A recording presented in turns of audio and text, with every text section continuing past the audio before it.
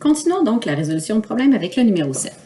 Pour déterminer la masse M d'une substance radioactive qui se désintègre, on utilise la formule M égale à MO, qui est la masse initiale, en base E de B à la X. Donc, X représente le nombre d'années écoulées depuis le début de la désintégration.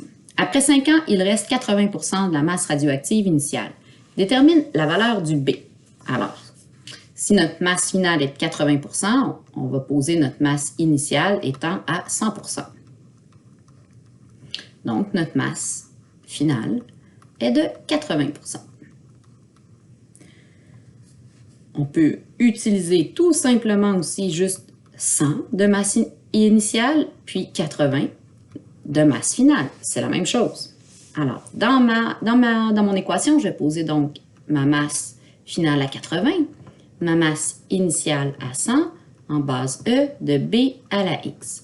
On veut isoler notre exposant, donc on divise par 100 de chaque côté. On commence à être habitué à ce genre de résolution-là, en tout cas j'espère, parce qu'on est à la fin du chapitre. Donc 0,8 égale à E, B à la X. On se rappelle que la base E, c'est un logarithme en base naturelle, donc c'est ln. Alors ln en base E, pas besoin de l'écrire, de 0,8 va être égal à B. J'avais oublié de remplacer ici mon X, mais mon X vaut 5. Donc, je vais venir tout de suite le remplacer. J'avais oublié ici. Ça, c'est pas un inconnu. On le connaît. X vaut 5. Donc, 5B ou B fois 5. Là. Bon. Il nous reste juste à le calculer. On divise par 5 de chaque côté. Alors, mon B vaut moins 0,0446. Ça, c'est mon B.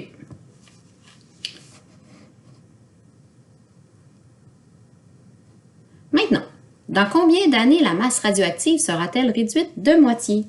Bien, posons notre masse initiale à 1, donc notre masse finale sera de 0,5. Vous auriez pu le poser à 10 puis à 5 si vous voulez, peu importe, tant que ça soit la moitié.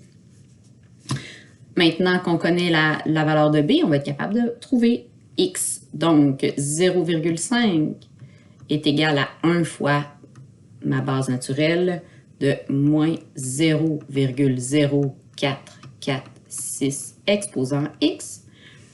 On le transforme, ça me donne ln en base E de 0,5 égale à moins 0,0446x. Donc, il nous reste juste à le calculer.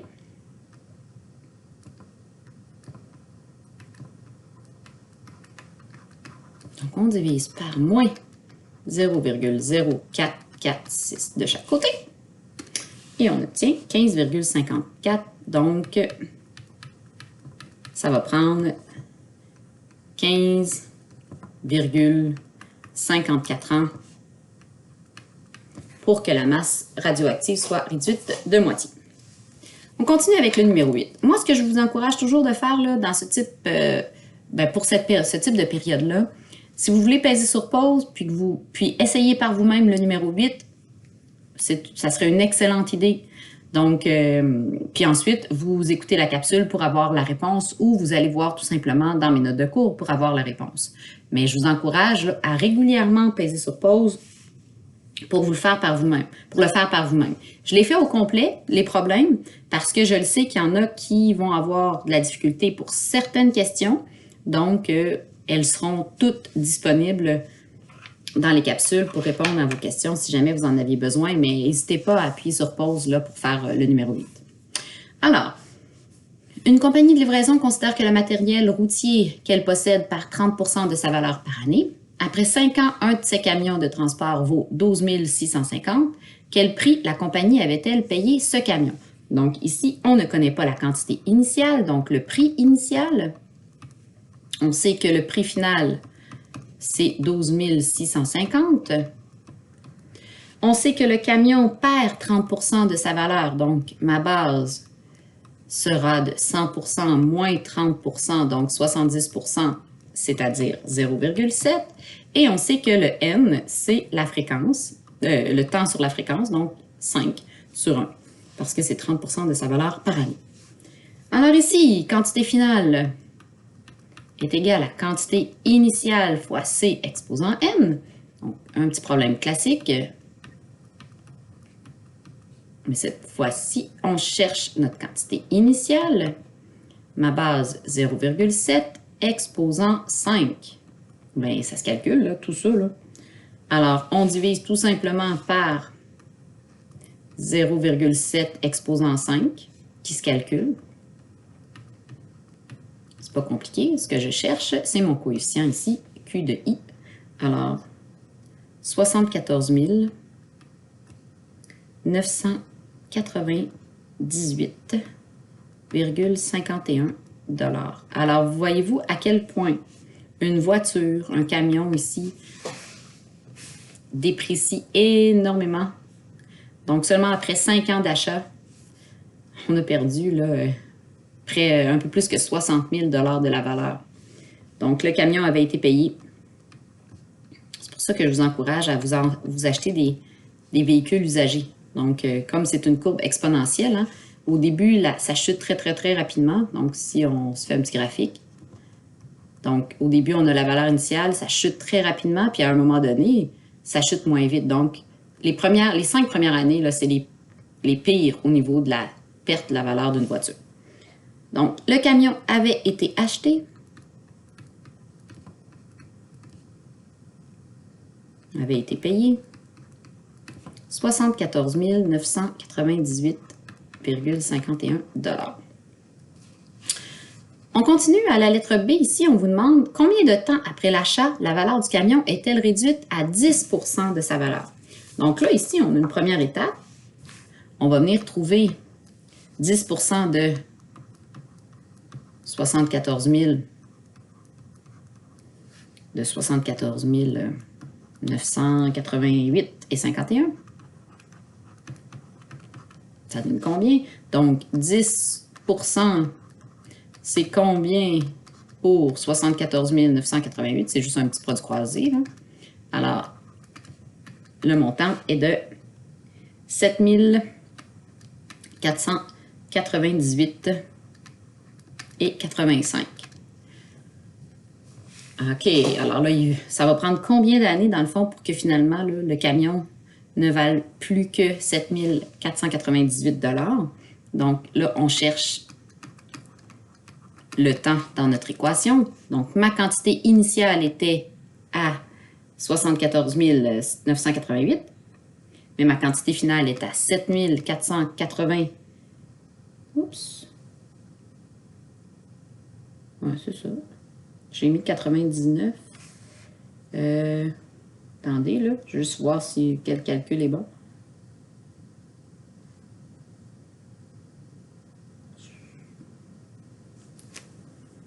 Bon. 7000 ici fois 10 divisé par 100.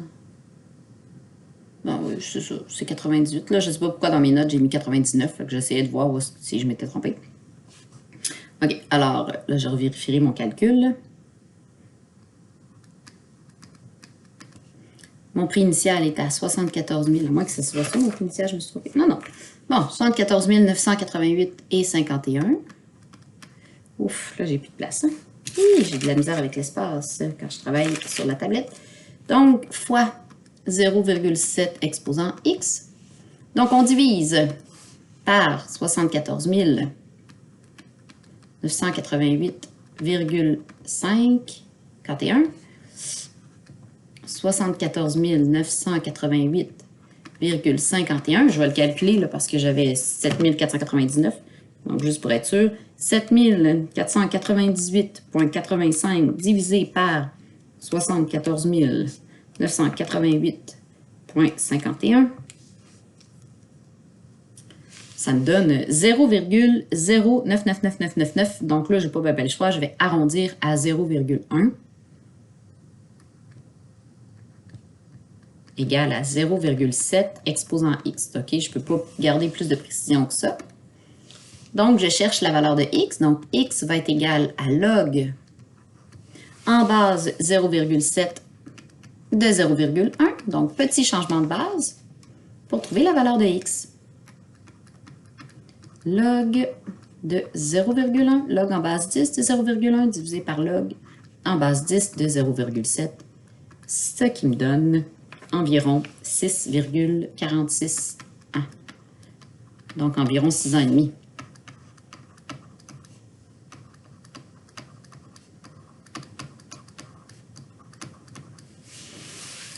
OK, on continue. Numéro 9. Supposons qu'une substance se désintègre à une vitesse... Bon, encore une fois, un petit bug d'ordinateur. On va espérer que ça se règle. Je vais lire le problème. Supposons donc, OK, qu'une substance se désintègre à une vitesse telle qu'après une année, il reste 500 sur 501 de sa masse initiale. 500 sur 501e de sa masse initiale. Si l'on possède à un moment donné 100 mg de cette substance, combien en restera-t-il N années plus tard? Et combien d'années se sont écoulées s'il reste 20 mg? Donc, première question. Je cherche ma quantité finale. Non, mais pas première question, là, mais premièrement, ma quantité finale est égale à ma quantité initiale qui est à 100, ma base qui est à 500 sur 501. Ça, c'est N années plus tard. Donc, ouais, pour répondre à la première question, combien en restera-t-il N années plus tard? C'est la formule ici qu'on a besoin. Dans le fond, première question, c'était de déterminer votre formule. Et là, ici, combien d'années se sont écoulées s'il reste 20 mg? Bon, d'accord. Alors là, on connaît notre quantité finale. Donc, pour répondre à la deuxième partie, 20 égale à 100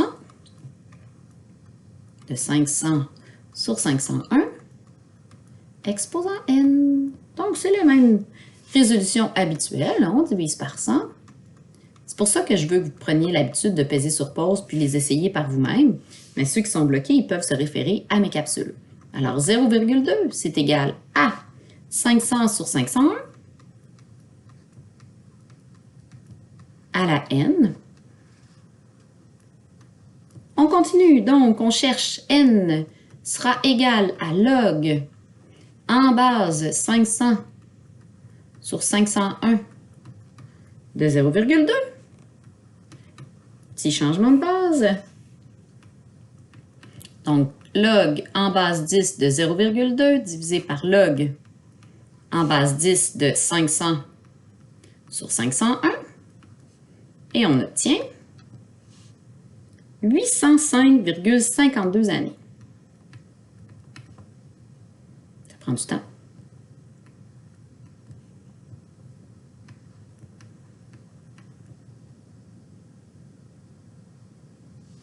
Et voilà.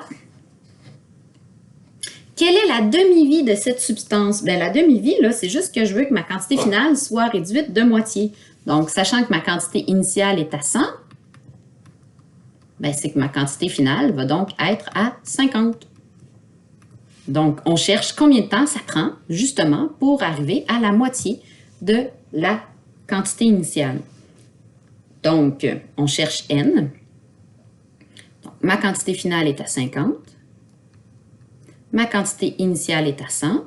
Ma base, ça n'a pas changé. C'est vraiment exactement le même calcul. Il fallait juste bien comprendre la question. Donc, il n'y a pas de changement. Ça va être la même méthode. On divise par 100. Donc, 0,5 égale à 500 sur 501 à la n. Donc, n, là, si j'y vais rapidement, là, n, c'est log en base 500 sur 501 de 0,5. On fait notre changement de base. Donc, log en base 10 de 0,5 sur log en base 10 de 500 sur 501. Alors, ça prend combien de temps? 346 1,92 années.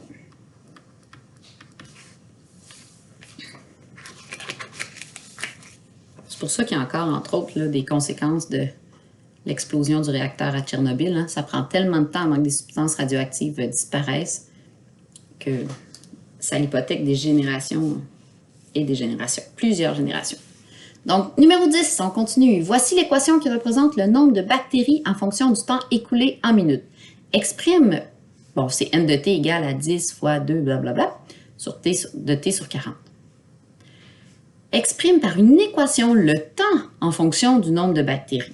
Ben, en fait, ici, on cherche la réciproque. Donc, trouve la réciproque, puisque là, on veut, ici, on a le nombre de bactéries en fonction du temps, tandis que là, on veut le temps en fonction du nombre de bactéries. Donc, trouve la réciproque. Étant donné que tu as un contexte, tout ce que tu as à faire, c'est d'isoler T. Comme tu as un contexte,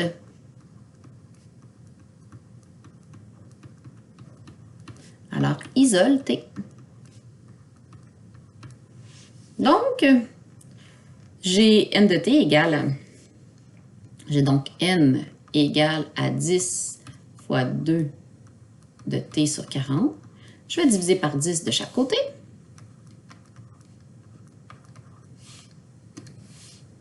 Donc, n sur 10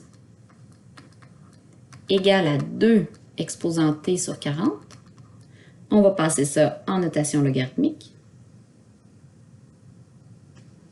Donc, t sur 40, c'est égal à log en base 2 de n sur 10.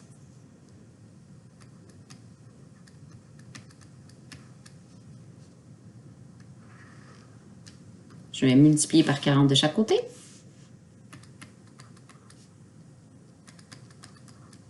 J'obtiens donc t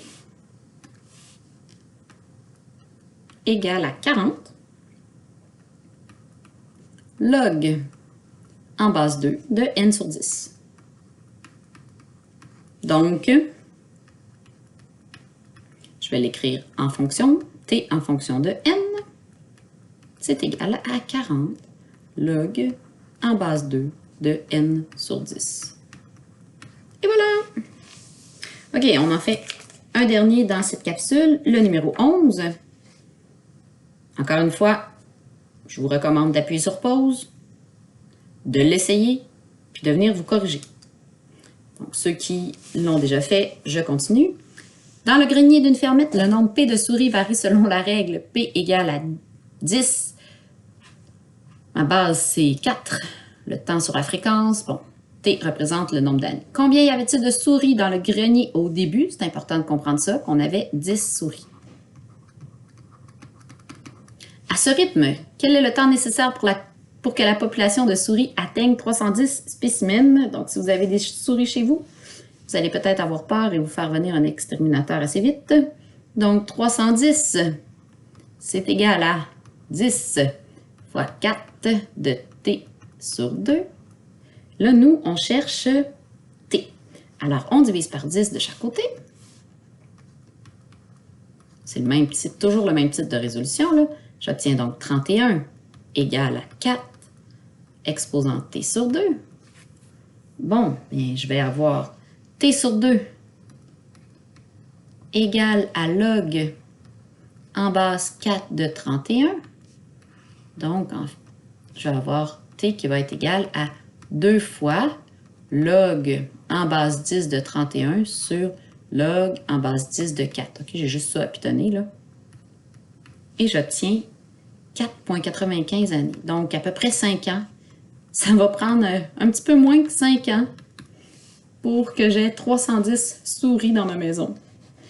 Mettons 1280 souris, vous allez voir. Même principe, même chose. Je pense que c'est un problème juste pour nous faire peur, ceux qui n'aiment pas les souris. Bon, moi, ça me dérange pas, là, des souris, là. Mais quand même, j'aime autant les avoir dehors que dans ma maison. Alors, là, je divise par 10.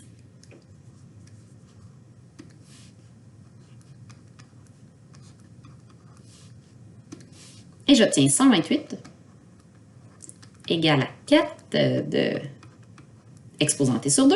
Donc, t sur 2 va être égal à log en base 4 de 128. Donc, t, oh, c'est toute une flèche. En tout cas, t va être égal à 2 fois log en base 10 de 128 divisé par log en base 10 de 4. Et on se rend compte qu'après à peine 7 ans, on est rendu à 1280 souris. Donc, voyez-y si vous avez des souris chez vous. J'arrête cette capsule ici. Donc, ceux qui veulent continuer d'essayer les numéros 12 à 15, je vous encourage à le faire, mais ils seront tous là résolus dans la prochaine capsule.